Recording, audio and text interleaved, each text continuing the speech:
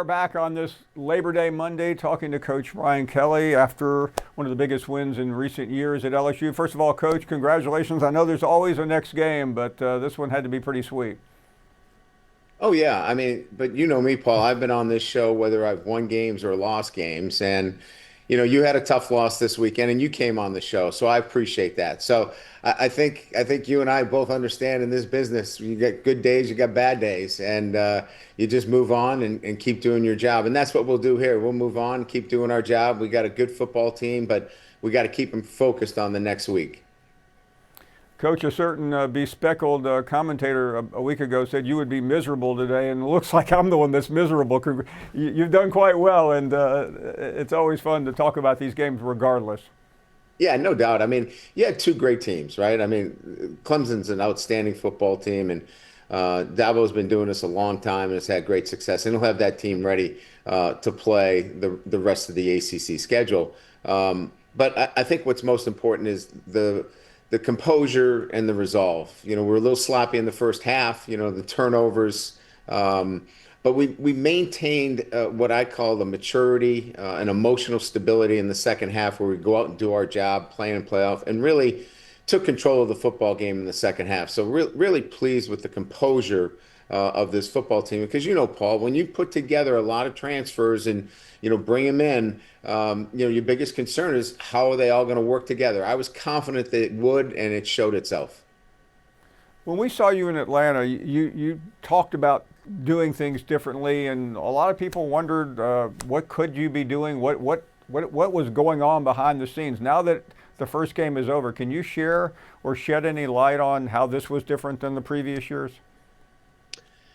Well, we talked about it. We put ourselves out there for criticism and ridicule if we didn't, right? I mean, everybody.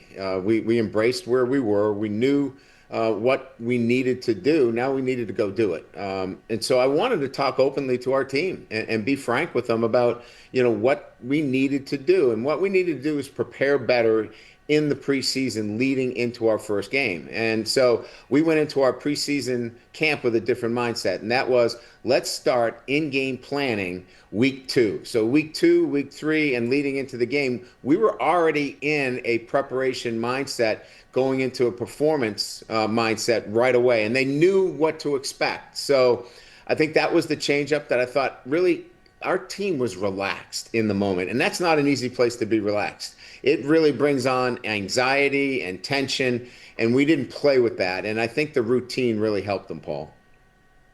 Just from a layperson, the defense played with incredible intensity in that environment. Let's address that for a second, because they look different than when we last saw this defense a year ago. Oh, yeah. Well, Paul, we've talked about this, right, several times. We needed to get Blake the weapons he needs to be the coordinator that he is. And we think he's the best defensive coordinator in the country. But, if you don't have the weapons, I know this, in my time as a coach, I'm a much better coach with better players. And we needed to get him a roster that allowed him to do the things that he's really good at. And so the roster's different, Paul. You've seen the remake, in particular on the defensive side of the ball. Blake likes to call them the old Bayou Bandits. They have their own T-shirts. He's created a great mindset and demeanor about our guys. But it starts with us making sure that he had the players, and he's got a better roster to work with. Coach, you don't watch the games like we do, but the analysts always talk about, what kind of halftime adjustments are the two coaches going to make? What happened at halftime? Because Clemson was shut down after that. Well, I think the first thing is that we scored, and then that kind of got us into a good rhythm. But I will tell you, Paul, a lot of people talk about the halftime adjustments. With the technology that we have on the sidelines now, it's really adapting in game on the sidelines and getting your players to be locked into the changes and adjustments that you might need to make from series to series. And I thought our kids, that they're very mature.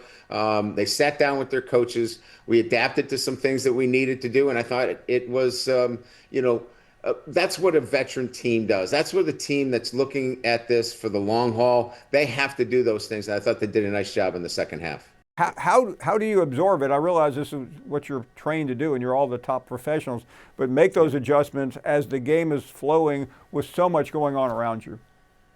Well, it starts with the coaches and how they communicate to their players.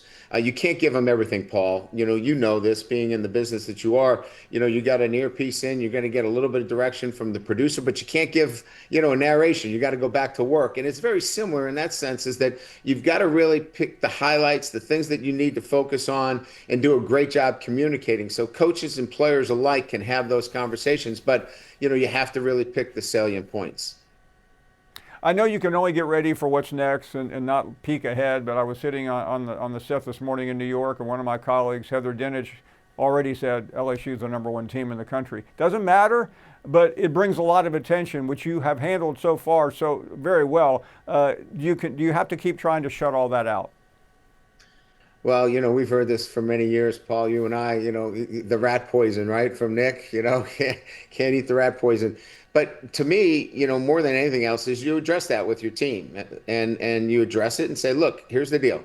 The challenge will be us. The challenge is us each and every week. And that is staying with our process, staying locked in on the things that we have done so well. We need to continue to do that. When we get outside of that and start listening to what other people have to say and get concerned with all those things, like our team didn't play angry, they played aggressive. They could have been angry and emotionally and out of control and doing crazy things based upon what people were saying about them, but they didn't do that. And they can't do it when they're saying great things about you. You really have to remove that and focus on what's important, and that is, your preparation for your next opponent so you can go 1-0. Finally, everybody was saying great things about Garrett as well. They've been saying that all along, but today it seemed like everybody has coalesced around him as the best quarterback in the country. Again, doesn't mean much, Right. but it means that he had a great game. Talk about him and what he is capable of the rest of the way. Well, here's the great thing about Garrett. He said to me after the game, Coach, I just want to win. I don't care about Heisman, stats, any of that stuff. I didn't come back to do that. I came back to win a championship. And so, for example, we asked him to get the ball out of his hands quickly. We got a young offensive line that's coming together. I think he had the ball in his hands for an average of 2.1, 2.2 seconds, and the ball came out. He got the ball out. He did the things necessary to win the game. And that's what he's most concerned with. And that's why we feel like, from our football team standpoint, when you have a quarterback that's experienced and is much more interested in the outcomes than any individual accolades, you got a good chance to win. Coach, it's always great to see you on Mondays, especially Thanks, a happy Paul. Monday. You be well. Talk to you next week. Take care. Bye-bye. You want this, you got that. No way, watch them walk right past you. Run fast while you have the chance. Don't speak, let them look right at you.